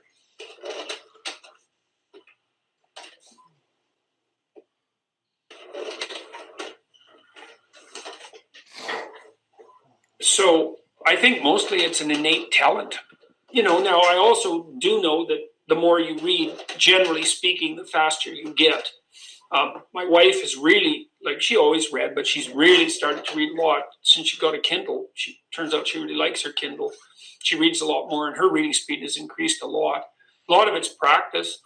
You can try to speed up your reading by reading a little faster than you're comfortable with. I don't know the research literature indicating the utility of that, but practice is always useful. The other thing is that you want to make it part of habit, both conceptually and practically. A lot of people don't read because they're afraid of books. The books aren't their friend. So you might want to get a few books and kind of make them your friend. You can start with simpler books, like fiction. There's lots of good fiction written for adolescents and children. It's pretty straightforward. You can start there. If you're interested in philosophy, there's lots of simple guides like The Idiot's Guide to different topics, or a beginner's guide. I read those things all the time when I'm first investigating a new topic. I start with the introductory material. And I make time for reading. And that was encouraged in my family. I always read before I went to sleep. I read, and I still do that. Somewhat less so because I've become so distracted by social media. But you set aside a bit of time every day to read. And for me, it was always just before I went to bed. I go to bed, turn on the light, and read when I was a kid, for hours. And if you do something every day, you do a lot of it. And so I would say, well, if you want to read, if you want to make yourself educated, just put aside 20 minutes a day to read, or 10. Some small amount of time that you could actually steal, not 2 hours, because good luck, man. And it's very unlikely you'll manage that. But 20 minutes a day, that's 2 hours a week. That's 700 hours a year.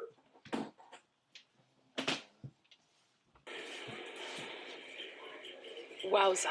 Wowza! Wowza! Really? Wowzers.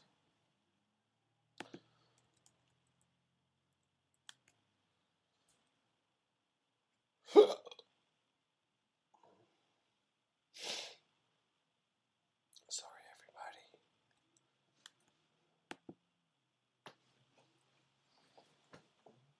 Anyways, Mufasa tells Simba that his kingdom is everything that the light shines on, and that's exactly right. And then there's a metaphor there too, which is that what you've shone light on, which is what you've come to understand and master, is surrounded by an other world of all the things that you don't understand. And some of those would be natural things, and some of them would be tyrannical things, and some of those would be things you don't want to know about yourself. But they're outside of where you've managed to shine the light. And so that's exactly what Mufasa tells Simba. He says, we live in this pyramid, we're at the top, there's a domain of light around it, it's explored territory. Outside of that, there's unexplored territory, and that's partly the unconscious, because you fill it with fantasy, and it's partly what you just don't know. And then Mufasa tells Simba, and it's sort of like God telling Adam and Eve in the Garden of Eden not to eat the apple. Mufasa tells Simba, there's this outside place that's dark, that's not part of your kingdom, and you should not go there. And that's really interesting, because Simba doesn't even know about that place yet. And so Mufasa is doing something very contradictory there. It's like telling him that it exists and heightening his curiosity, but also saying that he shouldn't go there, almost ensuring that that's exactly what Simba is going to do. You see this in the Pinocchio movie too, where Pinocchio is planning to jump into the ocean to go get Geppetto from the underworld, and he's following, his conscience is along with him, Jiminy Cricket, and the cricket is warning him about all the dangers that he'll face down there, and telling him that he will be fish food personally. And while he's doing that, Pinocchio ties a knot around his donkey tail, around a rock, so he can sink, and the little cricket helps him tie the knot. So while he's warning him about the adventure he's going to undertake, at the same time he's encouraging him to do it. And there's that paradoxical thing, which is that if you go outside what you know, it will cause a fall, because it'll damage your knowledge structures and you'll go down into chaos. And that can really destroy you, so you shouldn't do it. But by the same token, if you do it, and you do it successfully, then the new you that re-arises can be stronger and more complete than the previous you. So you should do it and you shouldn't do it. And that's, anyone sensible says, look, don't bother, right? But sensible isn't enough. That's the thing. You have to also be not sensible enough in order to live. And your typical hero, and Harry Potter is a really good example, is always a rule breaker, always. But he, the rules he breaks are, like, there's judiciousness behind the rule breaking. The hero breaks a rule in the service of a higher good, but he's still breaking the rules, and that's what puts him outside the boundary of the social establishment. So now, at this point, Simba also gets introduced to Scar, and that has two meanings. One is that Scar is the tyrannical element of the state, and so as a child, when you're being socialized, you encounter the tyranny of the state, and one of the best, there's no way around it. One of the best examples of that is that children are always running around having fun, and they're really bubbly and impulsive and joyous and playful. And that causes a lot of trouble, because positive emotion is very disruptive. They'll run around and break things, they'll hurt themselves, and they'll get into trouble. And so you're always saying, calm down, sit down, behave, don't do that. And it's not because they're crying or angry, it's because they're so damn happy and impulsive that no one can stand them. And so that's a tyranny. It's like the state puts pressure on you to regulate your emotions, positive, negative, and positive. And it crushes you. It crushes the life out of you, a lot of it. And so you end up, your age, and you're all mopey, because especially because you've been forced to sit down in school for like 17 years. You're all mopey, and it's no wonder, you've had the spirit taken out of you by the process of discipline. But without that, you'd be completely useless. So it's another one of those paradoxical, gifts and catastrophes that you encounter as you move through life.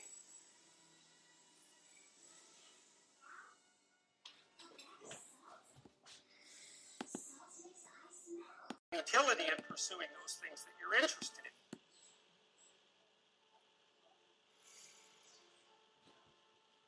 There's this idea in Jungian psychology called the circumambulation. And Jung had this idea that you had a potential future self, which would be, in potential, everything that you could be. And that it manifests itself moment to moment in your present life by making you interested in things. And the things that you're interested in are the things that would guide you along the path that would lead you to maximal development. Now, it sounds like a metaphysical idea or a mystical idea even, but it's not. It's not. It's a really profoundly biological idea. The idea is something like, well, you're set up so that you're automatically interested in those things that would fully expand you as a well-adapted creature. Well, like, there's nothing radical about that idea. What else could possibly be the case? Unless there's something fundamentally flawed about you, that is what the situation would be. It's kind of interesting to think about how that would be manifest moment to moment, but the idea is something like, well, your interest is captured by those things that lead you down the path of development. Well, that better be the case. Okay, so that's fine. And so there's some utility in pursuing those things that you're interested in. That's the call to adventure, let's say. So now the problem with the call to adventure is, like, what the hell do you know? You might be interested in things that are kind of warped and bent. And often it's the case that when new parts of people manifest themselves and grip their interests, say, they do it very badly and shoddily. And so you stumble around like an idiot when you try to do something new. That's why the fool is the precursor to the savior from the symbolic perspectives, because you have to be a fool before you can be a master. And if you're not willing to be a fool, you can't be a master. So you're gonna. It's an error-ridden process, and that's also laid out in the Old Testament stories, because the first thing that happens to all these patriarchal figures when God kicks them out of their father's house when they're like 84 is that they run into all sorts of trouble, and some of it's social, and some of it's natural, and some of it's a consequence of their own moral inadequacy. So they're fools. But the thing that's so interesting is that despite the fact that they're fools, they're still supposed to go on the adventure, and that they're capable of learning enough as a consequence of moving forward on the adventure so that they straighten themselves out across time. And so it's something like this. This circumambulation that Jung talked about was this continual circling, in some sense, of who you could be. You might notice, for example, that there are themes in your life. You know, when you go back across your experiences, you see you kind of have your typical experience that sort of repeats itself. And there might be variation on it, like a musical theme, but it's like you're circling yourself, you get closer to yourself as you move across time. Imagine that something glimmers before you. It's an interest that's dawning, and you decide, well, first of all, you're paralyzed. You think, well, how do I know if I should pursue that? It's probably a stupid idea. And the proper response to that is, you're right, it probably is a stupid idea, because almost all ideas are stupid.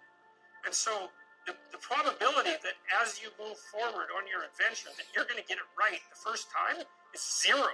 It's just not going to happen. And so then you might think, well, maybe I'll just wait around until I get the right idea, and which people do, right? So they're like 40-year-old, 13-year-olds, which is not a good idea. So they wait around until it's waiting for Godot, until they finally got it right. But the problem is you're too stupid to know when you've got it right. So waiting around isn't going to help, because even if the perfect opportunity manifested itself to you in your incomplete form, the probability that you would recognize it as the perfect opportunity is zero. You might even think it's the worst possible idea that you've ever heard of anywhere. Highly likely. Highly likely. And so you can take these tentative steps on your pathway to destiny, and you can assume that you're going to do it badly. And that's really useful, because you don't have to beat yourself up. It's pretty easy to do it badly. But the thing is, it's way better to do it badly than not to do it at all. And that's the continual message that echoes through these historical stories in Genesis. It's like, these are flawed people. They should have got the hell out of their house way before they did. And they go out and they stumble around in tyranny and famine and self-betrayal and violence. But it's a hell of a lot better than just rotting away at home. And that's great. So that's good. So why is that? Well, okay, so you start your path and you think that you're heading, towards your star. And so you go in that direction. And then, because you're here, the world looks a particular way, but then when you move here, the world looks different, and you're different as a consequence of having made that voyage. And so what that means is that now that thing that glimmers in front of you is going to have shifted its location, because you weren't very good at specifying it to begin with, and now that you're a little sharper and more focused than you were, it's going to reveal itself with more accuracy to you. And so then you have to take it's almost like a 180-degree reversal. But it isn't, because, you've gone this far, and that's a long ways to get that far. But that's a lot farther than you would be if you just stayed where you were, waiting. And so it doesn't matter that you overshoot continually. Because as you overshoot, even if you don't learn what you should have done, you're going to continually learn what you shouldn't keep doing. And if you learn enough about what you shouldn't keep doing, then that's tantamount at some point to learning at the same time what you should be doing. So it's okay. So it's like this. Now, what's cool about it, though, I think, is that as you progress, the degree of overshooting starts to decline, right? And that we know that. There's nothing hypothetical about that. As you learn a new skill, like even to play a song on the piano, for example, you overshoot madly. You're making all sorts of mistakes to begin with, and then the mistakes, they disappear. This guy set up a really advanced computational recording system in his home and recorded every single utterance his young child made while learning to speak. And then he put together the child's attempts to say certain phonemes and put them in a list, and you can hear the child deviating madly to begin with, and then after hundreds and hundreds of repetitions, just zeroing right in on the exact phoneme. So, you know, you might not know this, but when kids babble, because they start babbling when they're quite young, they babble every human phoneme, including all sorts of phonemes that adults can't say. And then they die into their language. As they learn a particular language, they zero in on the proper way to pronounce that, and their errors minimize. And every time you learn something, that's how it is. And that's really useful to know, too, because it means that it's okay to wander around stupidly before you fix your destination. Now, you see that echoed in Exodus, right?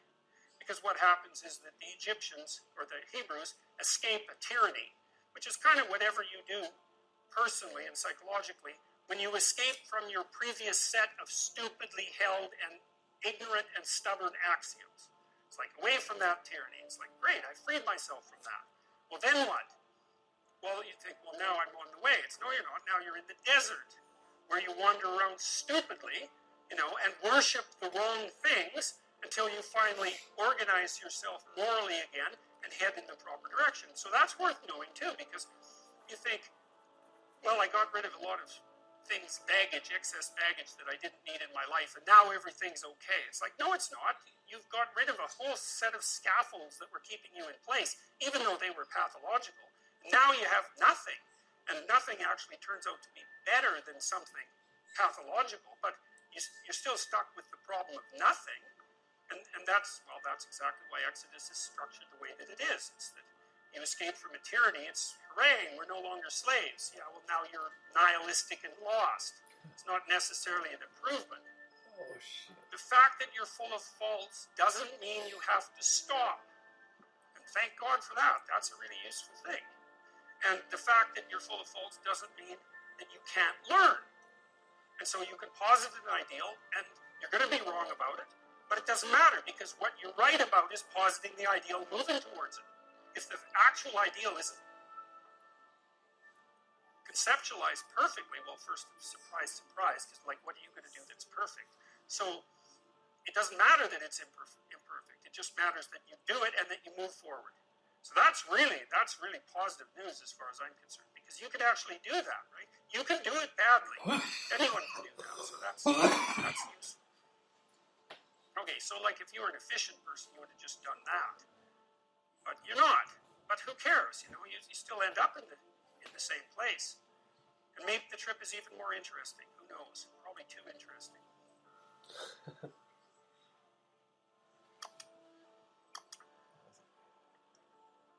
And like if you look at mythological stronger, well, I think it depends to some degree on what you mean by stronger.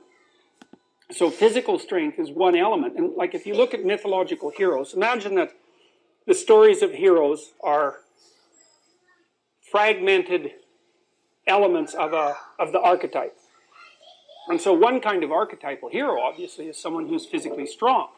You know, you see that, there's a great movie that you could watch about this. It's called Hitman Hart. It's one of the best documentaries I've ever seen, and it's about this guy named Bret Hart. And Bret Hart was, for a while, the most famous Canadian on the planet. And he was a Worldwide Wrestling Foundation, I think, what do they call it, WWF? Yeah, he was their like lead good guy.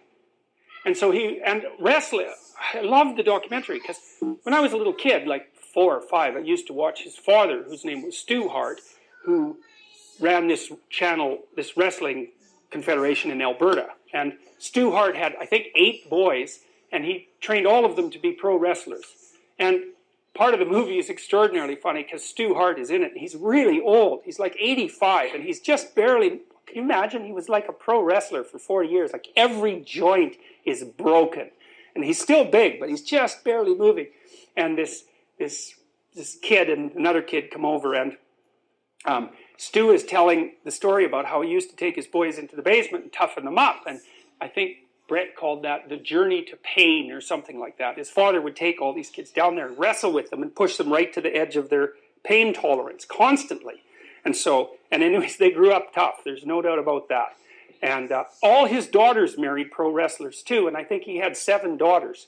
So he's quite the character. Anyways, these 2 kids, they're late adolescence, early adulthood, come over, and one of them's pretty damn cocky, and he's listening to Stu, and he says something smart like, "Well, you know, you were pretty tough with the old days, hey?" And Stu looks at him and says, "Well, why don't you come down to the basement with me?" And he says, "Well, look, I don't want to hurt you, old man." And so the filmmakers follow them into the basement, eh? And like they're kind of standing there, and the old guy grabs him in the headlock. It takes him like, he's like a snake, eh? He's got him in a headlock like so fast, and the kid doesn't know what to do. And then, so Stu, like, who knows how to put a headlock on someone, he's like flexing his forearm, yeah, which is like still not so bad a forearm. And he's got this guy's face is just, he's like he's stepped in a bear trap. Plus, he's absolutely shocked that this old guy got him. And so he's kind of gasping. And Stu says something like, "You watch, if I flex this muscle just right, you can see this vein on his forehead start to pop out." It's extraordinarily funny. Anyways, Bret Hart plays out the good guy archetype. And Bret's, like, he's a solid guy, but I would say he's not particularly sophisticated. And I'm not being cruel about that. I mean, he had a great career, and he's tough as a boot, and so good for him. But he plays out this good guy archetype, and he gets tangled up in it. And now, I don't remember your damn question, but I am trying to answer it. Tell me the question again. So I was wondering how, in reality, you go from who's strongest and who's weakest to what's good and what is... Oh, yes, okay, exactly. Well, so one of the things I really liked about this movie was it showed me why people watched wrestling. And I couldn't, because certainly they're not appealing, and I'm not being... There are different strata of conception of abstraction that any entertainment process has to appeal to. And, you know, most people don't go to movies. And that's actually because movies operate at a level of sophistication that is too high for many people. Just like novels. I mean, hardly anyone reads, you know, and if about 15% of the population, might be 20%, cannot read well enough to follow written instructions. And so, and people who are, maybe it's 15% of the population or 10% have never finished a book. Never. And so, and it is that high. But the archetype still needs to manifest itself at different levels. And so it manifests itself in wrestling. But even there, where it is physical force, it's not just physical force. Like it's a drama between good and evil. And you can see this so clearly in the Bret Hart documentary, because he's the good guy. And, you know, the bad guys are really over-the-top bad. It's a real drama. It's like, it's good versus evil in the ring every time. And hopefully good wins, but good often gets, you know, maybe the bad wrestler brings 2 of his friends in, and they bring in chairs, and they bash the hell out of the good guy. And the whole audience is just outraged by this. And the documentary does a lovely job of showing that. But so even at the level of physical combat, let's say, you can't reduce what's good to what's strong. It's just one element of it. Better to be strong than to be weak. And so you can have a strong hero because it's better to be strong than to be weak. But it's better to be strong and kind than to be strong. And it's better to be strong and kind and wise than to be strong and kind. And so, and that's true not only for human beings, but it's even true, let's say, at the wolf or the chimpanzee level. Because one of the things you see with the chimp dominance hierarchy is if, and I think I mentioned this before, is if the leader, the dominant male, is really good at fostering social relations and being reciprocal in acts like grooming, and also paying attention to the females and their offspring, his dynasty will be much more stable. And so strong might be good for one battle, it might be good for 2 battles, but for 50 battles, it's not optimized. Especially because no matter how strong you are, someone can take you out. So what happens is the idea of what's ideal becomes increasingly complex across time, multifaceted, right? And so strength, wisdom, intelligence, vision, all these things are amalgamated into a single being. And we'll talk a lot about that because I want to show you how that happened in Mesopotamia, because that's one of the first places where we have documentation about how that ideal emerged. They have a god called Marduk, and Marduk had 50 names. And as far as I can tell, the reason for that was that Marduk was an amalgam of the tribal deities of at least 50 tribes. And when the tribes were brought together and civilized, each of their gods who were ideals had to be amalgamated into something that was a single dramatized representation of value, or there was no way that all those people could have lived together, right? Their different value structures would have fragmented them and they would have stayed in a state of war. And so the question is, it's the question you're asking. If it's not strength, then what is it? Well, strength is an element, but the Egyptians figured out that it was vision. It was actually the capacity to pay attention. That was paramount. And the Mesopotamians had that figured out more or less too, because their god Marduk had eyes all the way around his head. He could see everywhere. So seeing was a critical element of what should be on top. And the other thing for the Mesopotamians was the ability to speak.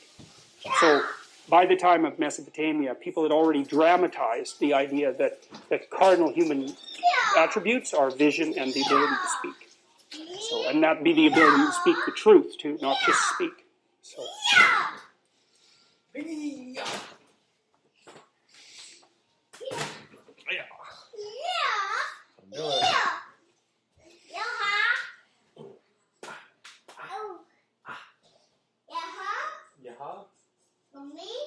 Yeah.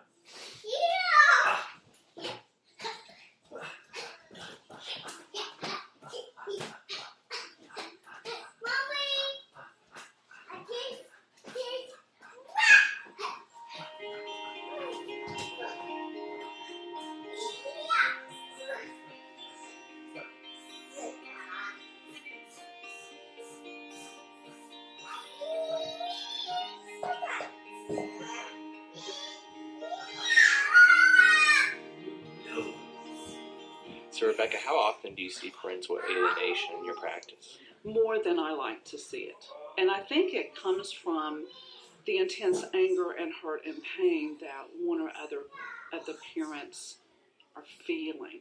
Because, say for instance, either the mother or the father had an affair, and they've already stepped outside of that commitment. Marriage is an emotional commitment, and also a legal contract, an emotional commitment. So when one partner sabotages that and steps outside, then the one that is left is, burdened with the pain and the sorrow and the, oh no, what's going to happen to me?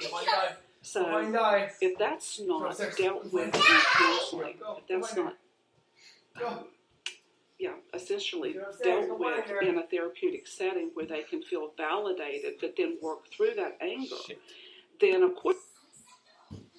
One of the things that's really struck me, like it's an overarching theme, I would say, that emerges out of Genesis, especially after the really ancient stories, especially after the stories of Cain and Abel and Noah and the Tower of Babel. When you get to the accounts of the historically real people, one injunction seems to be, get the hell out there and do something. One of the major themes for all of the patriarchs that we've talked about, Abraham, say Jacob, and Joseph, is out into the world regardless of the circumstances at hand. Now, that's in the Old Testament stories, that's basically portrayed as hearkening to the voice of God, something like that. Maybe you could think about that as destiny or as a psychological calling. And the funny thing too is that it's not that these people have an easy time of it when they heed that call. So what's fascinating is that they often run into extreme difficulties right away. And I think that's very interesting, first of all, because life is obviously full of extreme difficulties. And second, it's another example of the failure to sugarcoat things, which is one of the things that I think makes a mockery of anti-religious theories that are even quite sophisticated, say like Freud. Because Freud thought of religion as a wish fulfillment. And also Marx thought about religion as the good of the masses. If those were true, it seems to me that there'd be a lot more wish and a lot less reality, a lot less stark, harsh reality. You know? The first thing that Abraham encounters is a famine, and then he has to hide his wife, and then he basically journeys into a tyranny. So that's about as bad as it gets in some ways, and those themes recur continually. And no one ever lives where they're supposed to live. They live in Canaan and not the promised land. And so it's a pretty rough series of stories. But the fundamental idea is something like, there's no time for sitting around. There's time to go out into the world and engage. And then there's hints about the proper and improper ways of engaging, right? So clearly the improper way to engage is, I think, most clearly delineated in the Cain and Abel story. And with Cain exemplifying the inappropriate way to engage with the world. And that's to engage with the world in a bitter, jealous, and resentful manner. Now, one of the things that I really like about the Cain and Abel story, and that theme recurs continually with the duality of the brothers, right? There's constant conflict between a perspective that's essentially like Cain's and the opposite perspective, which I'll get to in a minute. But Cain sees that the world is a very tragic place, and that the rewards are distributed unfairly, and that there are people who do better and people who do worse. And as a consequence of that, he becomes bitter and resentful and curses God, and then he becomes homicidal, fratricidal, which is even worse. Then he destroys his own ideal. Then his descendants basically become genocidal, something like that. So that seems to be the wrong way to go about things. You know, unless your goal is to make things worse. Like, it's not like Cain has a limited number of things, has nothing to object to. He's got plenty to object to. His situation actually is bad. He's overshadowed terribly by his brother, who everyone loves, who does extraordinarily well, and who's good at everything. And the story is a bit ambivalent about the reasons for Cain's failure, although a fair bit of it's laid at his own feet, but he's definitely failing. And so you can understand why he would have this terrible attitude, but the problem is all it does is make it worse. So it doesn't seem to be... One of the things I've also learned as a psychologist, sort of pondering these sorts of things, is it's often a lot easier to identify what you shouldn't do than what you should do. Like, I think evil is easier to identify than good. I think good is trickier, but evil stands out to some degree, and then at least you can say, if you're trying to get as far away from that as possible, we could even say just for practical reasons, so your life doesn't become hell and your family life doesn't become hell. At least you could get as far away from that as possible, even if you weren't able to conjure up what would constitute the good as an aim. You could at least avoid those sorts of pitfalls. And I do also think that it's pitfalls like that that really threaten our society right now. You know, that I see a tremendous rise in resentment fueling almost all of the political polarization that's taking place. It seems unfortunate, given that by and by large, everyone on the planet is richer than they've ever been. Now, that doesn't mean there's no disparity, but there's always disparity.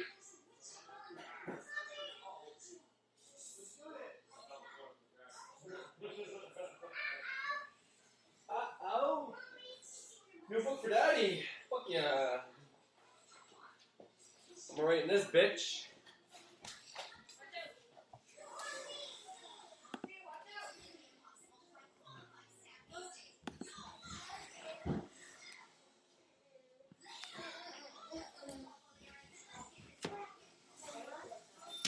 Who are you?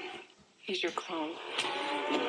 What the hell is all of this? My orders are to kill you. thinks I'm the best. You are obviously not the best. Gemini man.